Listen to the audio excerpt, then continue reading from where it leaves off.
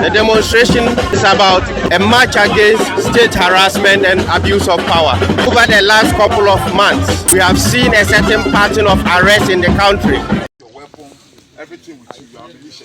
There is a small-scale mining firm employing close to about 5,000 young people in the western region. You are saying that we should ban them for what wrong? What crime has he committed? Looks like it's impossible to wipe away 1.6 million votes in one electoral cycle. That's to say in the next 4 years. So to that extent, Aseidu nketiah. Yen samai fo nyina kwaba ebiem emra dwumadie so as usual.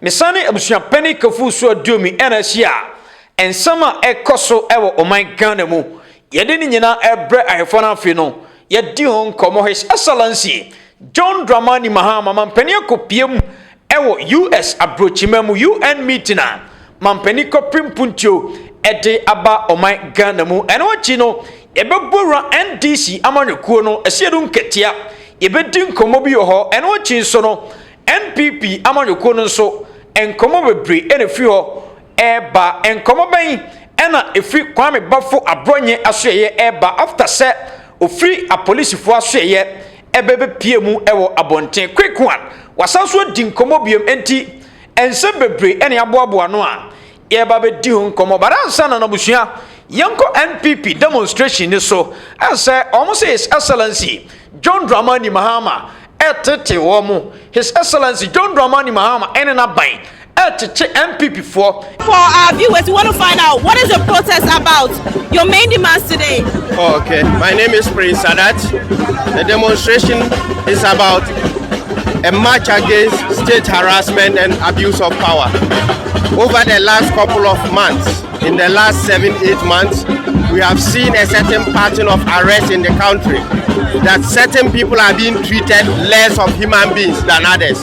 That is why we are here today, to tell the government that enough is enough. Okay, so are you going to be presenting some petitions to some state institutions? Yes, please. We are supposed to present the first petition to the IGP at the police headquarters. So right from here, we'll move to the police headquarters where we'll submit our first petition.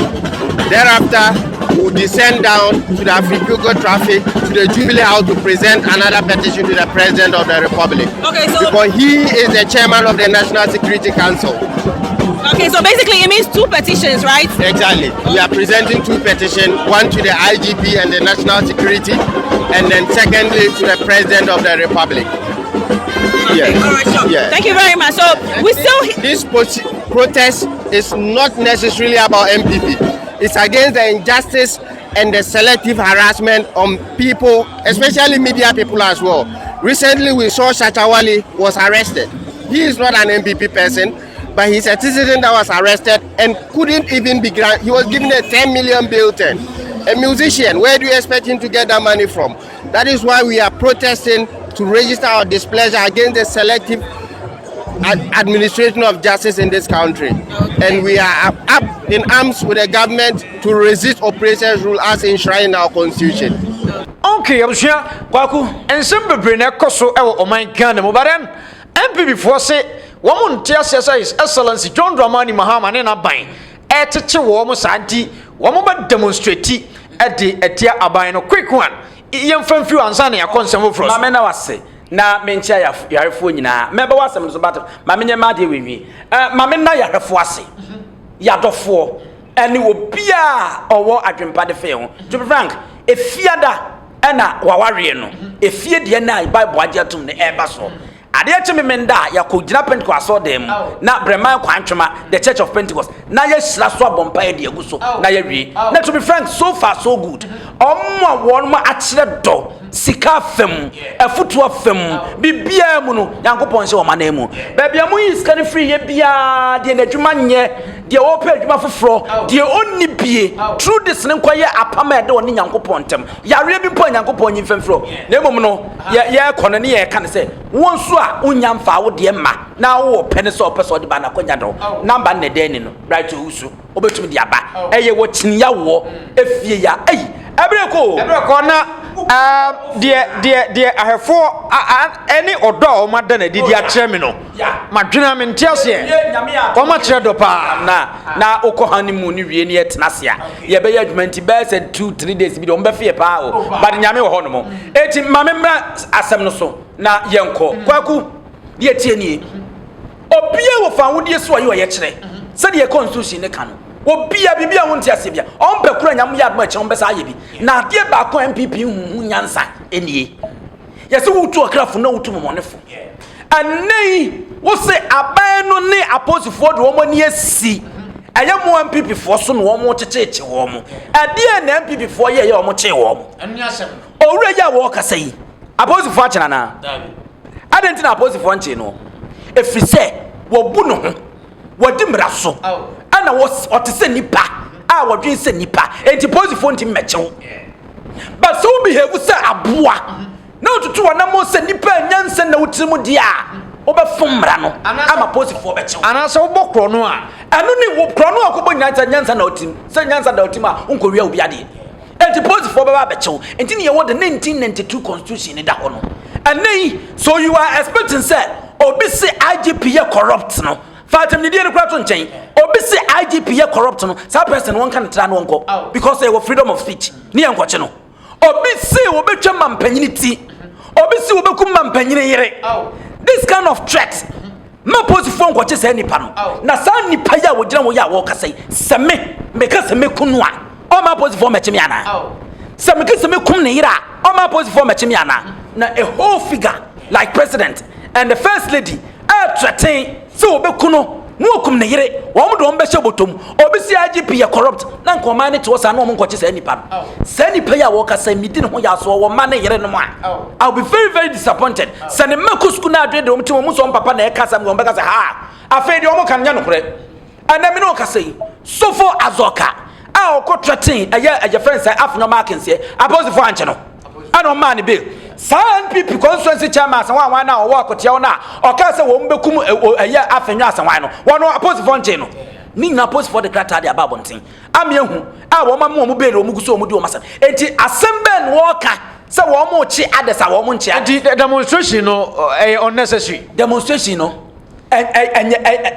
se wo so mo ye but the theme sa sentra o mode to so a wo mo ye ho demonstration and na ye unnecessary it doesn't make sense so na me bisa say sa demonstration we no unnecessary ana no enye unnecessary hu hia krasa na wo so mo ye ko ba bi o mo define nyansa nim ene wo ba nu wasaka enu nti yese abro nyamo yese people social media TikTok kese a wo mo bi o ma no o mo ka fon wo bi o ma no o mo ka ewosam no se wo mo nyae o mo se Kevin Taylor di atemu Kevin Taylor di atemu a munya 8 years wa bem enna da bia na mo problem wa NPP hunu 8 solid years Kevin Taylor baga na 4 times tie Kevin Taylor di atemu Kevin Taylor threaten 8 solid years enna mo ba bem Kevin Taylor baga na 4 times oh but on say Kevin Taylor so abeli click information bi say di atem ne nsensem no NPP for na sate ye Salam Mustafa mu nyina na Kevin Taylor no nya NPP ni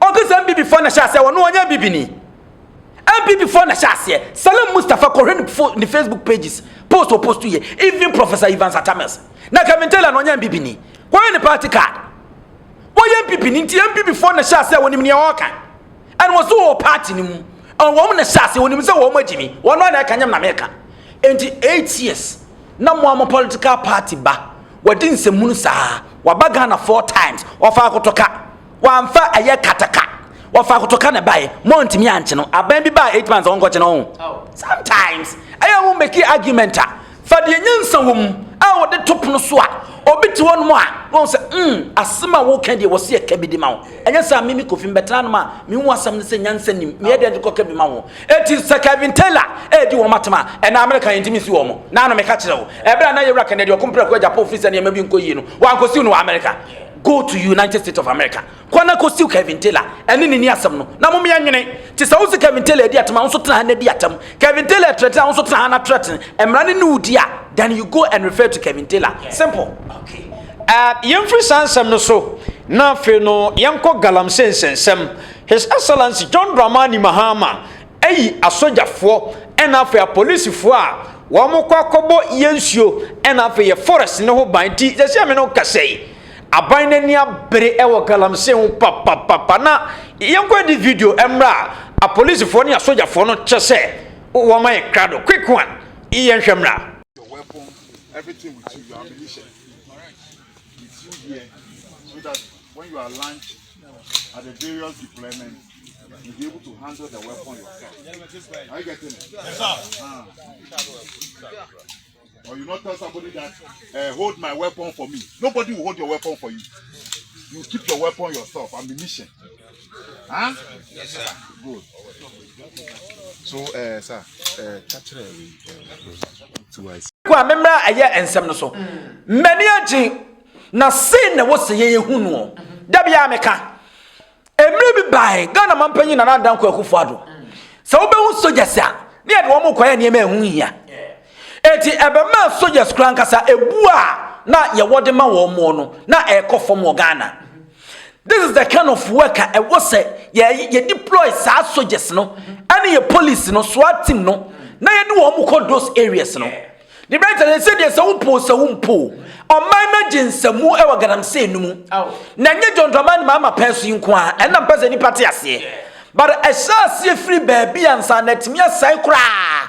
As what thought I did for we. And yet the group and a snare. A shall see and kakra who see our own restaurant once in yeno. A favorite baby and found this and you'll be seeing no, not sunny, who calani. Sana galamsey we corner. Baby, a shall free and a young fanny bre, and uncodin anko no, and now bedroom baby a jinsem. Oh, ye near and see a yanum. Nina, I very, very bad. And let me tell you, it will be very difficult for me, say Ghana Water Company, woman, you may not be. And I, oh no, may and I will advise anybody, everybody, will be a what me be. A woman says, sooner ye to know for more no. As son, I'm still no namasie. But I'm telling you, so to boho noa, and no ye better since a Ghana Water Company. I didn't try Ghana Water Company, never be a druno, and no one the son so mean soon any tiano. So the gallon back on also diguma, and then because of the state of our rivers in Intino, I was all the gallon best at 20. And Nina, ya near my air causes sa kidney problem, no, and ye live near heart, no. And the same year, now, mine, ya many and ho. Nay, I'm found Codinian NDC, NPP, the brighter. A boy said, you don't so back one. Now, always said the Nsembia Chamu, and said the NPP Sikasaye, and this opposition, but almost so Bemo, Muso Kasaye, Nana de Habeduna. Maybe so Bomeraka Boaji, send the video we, never met you for she. Na me toaso na me chinsimu e de eba. Okay, and they do video now. And me so dey am producer and the producer I bo video ni ma me na fa busu nyina so ni nkomo. You have employed, there is a small scale mining firm employing close to about 5,000 young people in the western region. You are saying that we should ban them for what wrong? What crime has he committed? Because there is armed robbery, everybody should be left at home, everybody should be kept at home. Is that a sensible way to solve a social canker? That there is a lot of armed robbery, or there's a lot of phone snatching around Circle. So government should ban everybody coming to Circle. That is an emotive, an emotional way of trying to solve a problem. And that is why I keep telling you that these people who come on TV and radio and talk about ban. So Master, we are bra, not MPP wa ban. Exactly. And an American sabwaji edin in commerce. Asemo. Onse enna ye bo ba ko na o kase o mo mbande galamsey damian to aba mfentia wo mo enne Dennis Miracle aboade na wo mo ko nsuo ho akoya press conference no that time no ohun se ne nyansem bia nim say ye bekunkode ne ade atia galamsey because ye nipa na ye adwuma and say ye masa ye bande a wo mo ye adwuma ni nyina de ne ye mo nkoye akromfo ana. And he went to the stance of what this circle, yeah, example. So circle, Kotadi, Wakrono, Etiampam boys, no owning nana. But the same Dennis Miracle, Abuajano, and Yavim, and if they go no, about Betna, Jens and Joe Funchiemu, blemu this current government. I will buy 8 months a pay. So, oh no, and Wababa Sanyama, now on Concording. See, I sound quasi politics, no, and Jimmy politics now. Sabi etame ho dia eye enime ho dia enye no a the brighter on mine bekoso sia pene ama won re bedu ba bi no asase e besi dan dia sesokra na yenya bi. I'm telling you, ebedu baabi na sase besi dan de sisu kura ye nya bi but e was na yie no se nananum tumi nya tumi atimi sembra mam nipa e wo kuro no mu di so a nananum de wo mu ntuma bata eye politicians ano na wo mu sori gire wo mu kuro no mu na ye konkoden enti when say ye can say galamsey fight no eni kwan say NPP for can be a obi ntiase ye na wo se sujagu aban ni chem and ye be yenso but an NPP for the mo can be any moral rights they don't have any moral rights and one thing kwan say me to me dia me hu the sense say aban ni edi gu galamsey fight na kakran o ayan kakran said ya maka no said ya de na siasa ya koduru no sawo kesa atade na asene enti wo pese wo man ni ti sada no a wo the power zone e beguso and power zone na wo se wo de more to metu ani na atade ni mo tutu ntokuru enti a gradual process ayana be chase da bia me de we yam fato ho un say ya de be say stroke e ba one day but e ko etimi take how many years example me ya de ma wo e bia na ade aba no yade ni bowa wo won ma pa ubenwa ne se aba but sanin kono stroke ya wo kai no wutira ye ya se we de na duro ye kura ma nwato wa 2 years asa na wotimi anu kura no still ohun se nipa ni nyansi ni dadem enti ganam se ko na da won nya ku a obi beba be na jo se me be benefit udi me de ene de ewo ene Ghana fo ani atia to the stance say wo mo NDC ehu NPP and the NPP ye ni nyina ni ntimi mfeche wo mo just a single vote I'm telling you the omu ye ni nyina episode omu painted this current government black no am Ghana for who said within this 8 months power wo buy no wo no ma be sensuo ni nyina no it can never I'm telling you okay no tin galamsey demonstration o man ko na I am telling you and nei de wo mu gusu a wo mo ye demonstration no kra wa akra ani ade no ko ni pe koye and the better it can never fit them just a single vote the betimi aboa no say enne yenya wo de ni simira ko aboaje yenya pipi mpanyumfo na no anamo na mo wa ba mu a na nam sa akoyie de ma montie no na mo mfumso bi a wo ho no ya ka na de mo beka etie nei no sa wo ka ni akofa sa ne no ne ya bebo ne ya de akire nipa na nka obetimi wo di sa pesa wo di propaganda we a convince na anu ya just 8 months the America boaje kan ye nie ana ne de won nyansa se afedie empanyimfo wo fie nyansa wo ne tirimu enye school nko a ete wo se ye sori ne yakuni edi tia galamsey the better ekon ne yo mamu ni nyina akon menu anu mo wa broche mu nyina mo ka ho because enne wo maame o wa ha wadamfo wa ha ye ne mo peye sema e wa the better manu sisum na so ye viewers ane wo mo hwe ye a mo doye ade nti no mo bete se e bia me makonom galamsey nsuo amanya problem a di brighter on timintra na djuma wo ya wo bre no ode bi bre me se bia me fa nkoto na se arefo no kra no wo mo abroche ne bebrede o mo busuafo Ghana ha sa enti na me ka no enti no mo so mani abre no enti se wo ye busuane to nche kra wo mo wonamfo wo mo do wo mo so this is the time wo say wo mo nyina boa na ye this support no ma this current government here na ye konkoden and wo bia wo ye nipa bia de da utima obeka say because of the fight of galamsey and unti edura ba to so now the eno nko na ekoto abade tia this current government now so abodam I'm telling you sir oh yeah but NPP for no say nkomu soja gu NDC aban his excellency John Dramani Mahama chem to almost start ya soja na ntem say da be nu 4 years no na nkasi yen soja sa eja wo de ko na kore wo so gas kra de abotre so wan fa abotre na ya betimi agibum na wankasa hese wanim enti ani NPP ye na begibum na hese wo mankasa anim because enchen ani ya kan ya yeti kroma no na beto odwa se wo ko western region eye eastern region eye na nadan ko akufo ado ne krom kra no wo hene bi da achi wo mutubi ni nyina mfonyi ne bai e beto odwa enti akoya dia akoyi wo man no kokram ya dia beto yeso Oko China Gibraltar wo mutu gold ni bi ho US minimum so wo mutu gold ni bi and other countries wo mutu gold ni bi developed countries Gibraltar Argentina yamma kwan ama Chinese for na eba Ghana na wo mu sa ba Ghana wo mu sa wo ba bia wo mu nim sie tu gold no wo mu kokotu Gibraltar enya bi Ghanaians ne de wo mu ba say ye be mu ma ba e wo say large scale mining it shouldn't be this small and no better yes akwaje excavator one ma be kona chen wan ton mienu no mo frem ba ko ne akwachi we na we mienu no omfrem denti no omutum be pie o mema no and koba besi sa politicians yi so NDC ba benefit wom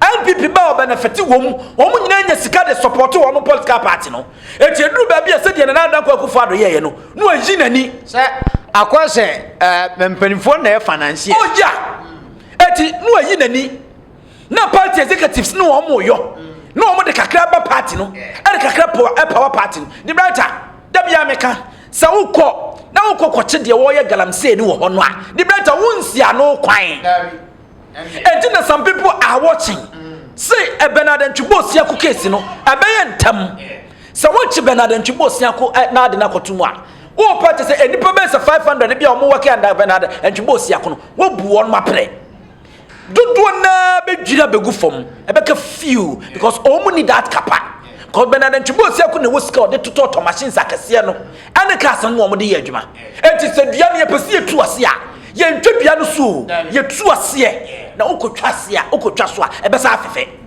enti this the case was ye hwani hu kwankura befa so ebeko afi di brata me ye nyi ahemfo ne mfirim and me didi ye passe se wo mu di tumi kase bi ye ti se obi ti se santene obeko doma obeko eastern region obeko aye central region ne fa ba bi o mu ye ya ye wanhemfo kase ho ade no mo amanyofo ne mma wo mu da tumi no na yemfono antimi anya adwuma ne yie ene wo hene won so wo tena wanza this a politician be ma say to me no eti wotie asase no so asase ne sei no yenim se asase bia wo Ghana bia no ye nananom moja na nananom hwie de gu ho ko de baye na sabi wo bedi hene no wo baye na nananom moja akonya de to wo ma wo no wo bedi nsemu no ana asase no say yanka ba benya bia tena so ye be sra hemfonom so wo mun so mo wo mun so kakra na wo mun sorry na kakra wo betumi aye no wo mun fa mwa ne se enkwan ye da etanya mi sanom quick one yemfri sansam no so na yenko abronya nsem no so me be se edi nkomo ho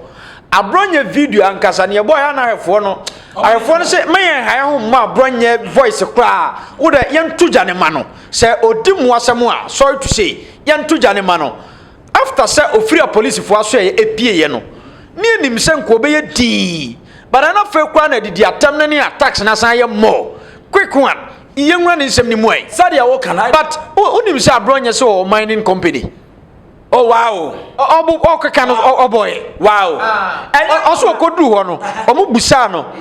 The companies and o say abronya communication and mining company. Nti no say o mining company o ye galamsey bi o. Oh, the brighter. To be frank with you, enti ne nyina ye ka say NPP nya abotre. Cause e be galamsey side wa omo pe ba bi no omo mfamfa. Galamsey side what the NPP mesra wo mo.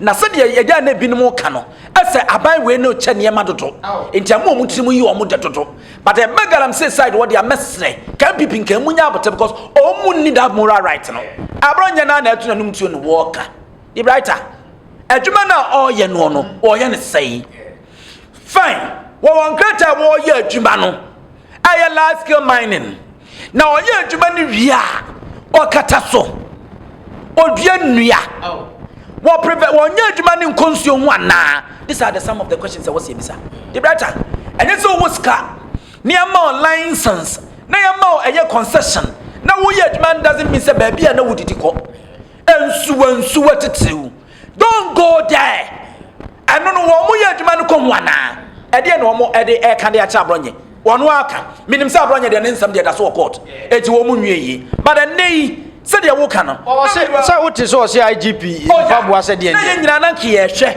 se nka abronye ko ya wo baaye no sabi ka anya hwe no ko be sesane nante kakra na insult no asa ababiem se aya IGP Fabua kakra kan say why no political comedian why no political joker why no political madman and he doesn't sound white as wise person abronye bie na no wakasa obisa say eti when you go school when you go law school na once obi a wako school ana wo yi obi a woni fie nyansa kitikiti say eti obi na no pa no expose no ho obi na no pa no expose no ho hwe de odi ye na na amadoku asa hwan wo ma communicator because we ba bonte be ka say abronya kind of politics no wo no amadaku da ku no na ni nye ho na wo de nis obasi ho na wo di natam na chese abronya kind of politics in the brighter. I think say one fast tracking the case in intem. Na yehu said me medical can. I still stand by my words. So I will be very, very surprised if say IGP and to me am we improve the corruption case no anya hwe no ama bronye and me ankodam and na yehu say IGP e corrupt ntiampam na I will be very, very surprised and disappointed at IGP mu because and some na waka no and some ani nyan and one man he is still I will go so what to so I just say won hu hwe and want to hwe say ya mo man ne mra na anya adwuma na that kind of a personal attack any insult no ya nsom ne yen say freedom of speech it will be etimi betena se no akofo hene bi no afa president bi no afa first lady bi no odi natem hwe. Go to social media, go and see the kind of commenter the so-called NPP for the be air passing about the first lady. And Abronya Kebi, say first lady are too kind. $300,000 I say, and what they call any idea. So Chief Justice there on any crew too kind. Abronya, you are a lawyer. At least I was so enough about this Chief Justice SM. You are a lawyer. Or be a learned person. Can't you see the difference between the Chief Justice and the First Lady? And so the first lady took day. Go to the social media. When I went some Muna Binu Edin also. First lady echo reading some and reading yet and reading yet. The better. These are some of the things that how I know. Sometimes we think that we can only measure the people's competency through the reading or the speaking of English. But yes, what do one man won't go school that? What do one man brought from to me can be? But the kind of wisdom Ninian said than it's him no. Why in the bit me the NPP are buying one by the whole 8 years now? I dare to the first lady no kwa. I ban CNC hospital sir. For NPP. Oh, nasa agenda 111. Yeah, agenda 111 bay. Agenda 111 bay. Oh, 111 na ya plaster binum light in him no. Ndika say be there can complete complete hospital system. Something I'm saying. Why in the bit me the NPP are buying 8 years now? I dare to first lady Lord na mama. Ma also akosi ba ko on kransa. Oh, building 4 hospitals and na ya ready adwuma. And akosimo guso a wo si bi. Even the entire 8 years as opposition first lady and the entire 8 years as government in power so what is about the reading? What is the English about this? The women have enough wisdom if you answer to me so okodina program say na so to me reading in your kama. Don't come and judge her through the reading. Your favorite be speech impediment. Obi one ma say obi see a reading some loud and clearer. Ama obi a wotie na tie ase no. Well, that problem no, but that doesn't mean say onim nyansa. Okay. Eti mum ye nyansa nsemu no na ye di no social media nso. Na ye nkan ye homrem. Ne ye nkwan papa e be fa so o man nde kire e be kon kan. Ni titru this current government. Enti me de mani age soldiers no wo mo ni mere. Ya be some memped another dan kwaku for the soldiers ni bi. E kodru ba bi beto dwa. So one more no more as I no more as I guide woman. It was alleged, no. This kind of soldiers in the police are one more kono. One more money, cause Mama Kahon, Munian Macahon, Moyen Macahon. So be it. Quick one. Young story so lawyer Martin Kwegu Edin Komo Eddie Afa Aseidu nketiah. Quick one. Ian Chimrani Koba and Samuel Chipa. Do you think Aseidu nketiah can become president of Ghana? That's a very big one. Yeah. I thought I'd save the best for us. You see, let's go this way. Scientific. Yeah, let's be scientific about it. Yes, it's possible, okay, for him to become president because, the NDC still has a lot of goodwill, right? If you look at the difference between the votes garnered by John Mahama and Mahmoud Bawumia, it's over 1.6 million votes, right? So, because of that goodwill, it's in our political history, it looks like it's impossible to wipe away 1.6 million votes in one electoral cycle. That's to say, in the next 4 years. So, to that extent, Aseidu nketiah, if he wins the primaries, he can, because that means that the whole party machinery and even John Mahama himself will now come behind him. Yes. So that one is easy. I think, and I see that your question is easier. I think my mind was on the primaries.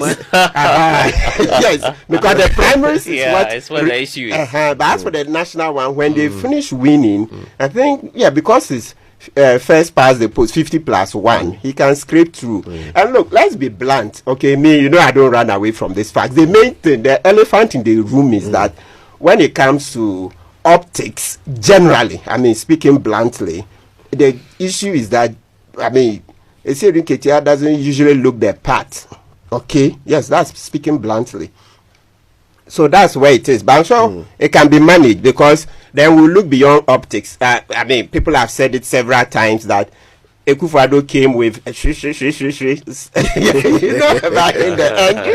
Yeah, with his, you say we shouldn't say slang. You said I say it right. Say it right. Yes, I listen to you. Yeah, we all heard when Akufo-Addo was coming. Hey, yeah, so Otibrofo. Hey, yeah, the man, he gets swag. Where did we land? We end up the West President, corruption, press freedom, all the indices, economy, everything we tanked. So it means that there will come a time where we may have to look beyond the optics. Yes. And there's this video, maybe viewers can go online and see, where Rollins stated. As I said, look, it's good we are blunt so that maybe we'll get to the bottom. Rollins said, Aseidu nketiah looks good, in terms of on the ground, but yes, that's what Rollins said.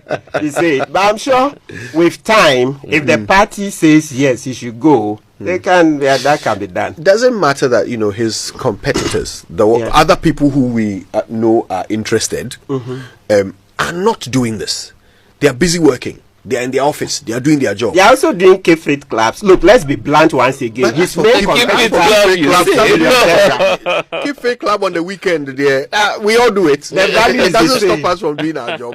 But thank you, Tor, of the whole country, funded by nobody knows. Okay, Abusia, the writer. Lawyer Martin Kpebu ti cheni semuna freno yeni hunko. Yeah, Lawyer Martin Kpebu Kenyina is about NDC. Johnson said nketiah. The thank you to our work with Binu Free say or the boabo no say the be Franketuni diama NDC. Na Martin Kpebu sama work Kenyina ne say aye. So we read Johnson said nketiah. Obetumi awini primaries no NDC. No obedi NDC anim and ebetumi asay possible. So obetumi abe president awini presidential elections. If we say NDC any Ghana for say no Ghana for the omo pa abaya 2 year yenche kra no more than ekobe 2 million votes and omo de enti sada goodwill no eda so ewo ho no mo na mum no oyena dwe so obedi nukre na won nsama wo kan no de all kan say se wo hwe enamontuo a ye de ko any Ghana se de ani esi hwe ade de titru obi a ye to abama nso me mampanyin na asa Johnson Aseidu nketiah ho no o twa kakra wo ho no ma ni se de ositie no any ade no man presidency no o de me so me ne nya adwe anti o bewie no na o sa ka se already na dan ko Akufo-Addo a wo ba no no otebrofo so ko wie na nkosi aga enti wo free se ebre bi beduru a wo se Ghana for ye sesa sa ye ni na ye de hwe no we ye tenten we ye kokko we ye kase we nwo ofe no ye gya de to no na ye pe obi obetimi de aye adwuma no afi ma memra nsem na member setting kakra bi na yenko Sawuka sawu hwede ye Lawyer Martin Kpebu kana the brighter no kwasam ne say asam no kura no wo ka no because sawure Ghana se de yesi to abana na nko Akufo-Addo bre ye nyina ne titiro efa na efri ni stacha se de ni persusitie ni tieti a wo ye ade ni feshia nanimu ankasa sawure John Ejekumkofo we aye John flight lieutenant John Rollins now we aye John Evans Atamesa won se wo mu nyina ye mema na wo mu esoso wa ahofe no so ewo ho no mo na wo de be compare na ado awoba ye ya na se ekofom kakra na we John Dramani mama oba ya na ono so akọ standard na John Evans Atamesa ye flight lieutenant John Rollins ye and John Ejekumkofo wo mu ede ba ye ni mu ene Johnson Aseidu nketiah say medical catch no every NDC as a political party no ene obi ayonko no when it come to experience our politics no obi no obetimi no compare Johnson Aseidu nketiah say Ghanaian youth no kra no sa tete politics na otebrofo e say no say e free mu meba ho pa enti sawra experience no e wo ho no pa but that kind of look no a ye de hwe no enu tina na Martin Kpebu ka no but many saje so the baby ye sabra so say was yesesa sa eye mentality no the writer ya to about the ma atenten for na che Kwame Nkrumah no a nice guy flight lieutenant John Rollins nice abroso John Ejekumkofo abroso Even Satamis nice. Nice. Anna Yaba Akufo-Addo nice. Anna John Mahama. Anna Debbie Akufo-Addo the nice and they were from Kakra. What about John Mahama? Very nice. But some nice near to about the moment you see say. Obi nso be bisa say ah Akufo-Addo nso onya nice say the year can enso be frame onu nso ko see say. And the matter Ami will say this is the time when we say ye need the free na waso wa. Ana no ho fe no so. We pa na ebia ye koto aba. NDC Aseidu nketiah. NPP Honorable Kennedy. The brighter. Utru mut sign. What happened? Maresa happen no. A nice pair. But say what the sound two way the general man. I am telling you, no matter what they will vote for a year Johnson Aseidu nketiah. I'm telling you. Samuel Johnson said the medical canal, political experience in the Ohonomo. And Balo Martin Pebushi Ghana for facade no. But we read Obisubaka so mumienu so Honorable Kennedy afa. Oh yeah, so because Metro Johnson there, Metro Kennedy sonwa. Where Kennedy start and I said you sit here now. Or no mum se president. Sani eko where there was the president, but the yanini Mrs. Was the president no. Adwini nim dia dani team no etimi ebe president ana. See real looks no kwa the better any anka say mpemfo ya to aba mom so be president. Ko bie no wasapata wa Ghana hanom. So so be president here. Kwana Alex Mode of NDC. Share the kind of man he is. When the country try keke. Now we kala ekura no. Ane can go to mano. Kwa NPP mu. Now we the kind of body ane meme wo mu. But wo mu bia ema. Enti dia Martin Pebu kan wasisu mienu, watremu mienu. Mene ne ya adwen. Baby one must say but ebraso. Said the brighter, you change your mentality. Now you will be a Juman will be to me near to about the man. A been first lady Diana Mecano. Warrior who didn't read no better general. But a best a Juma power Ghana Hanma. Meaning first lady I was so buy or see hospital from start to finish every day. Yaka a year another Akufo-Addo Rebecca or Bayamata ever confanoche. But say to foundation. Now you track from start to finish. Na insistim na nyedwuma no first lady bia no mo Ghana na ma oba na so why be da but wo mu nyina no e ba se enko gira stage so na ya mess picture no mu nyina ya head of lord na mama eti ene ye de no be je gina na eti mu yenhwe nipa obetumi aye adwuma na enya se we nwo fe we nwo nya fe we nso no eno de ye mfa nkekere oman okay abusua yeremasi yeko ebesa ba biem I brighter media yakra efo nyina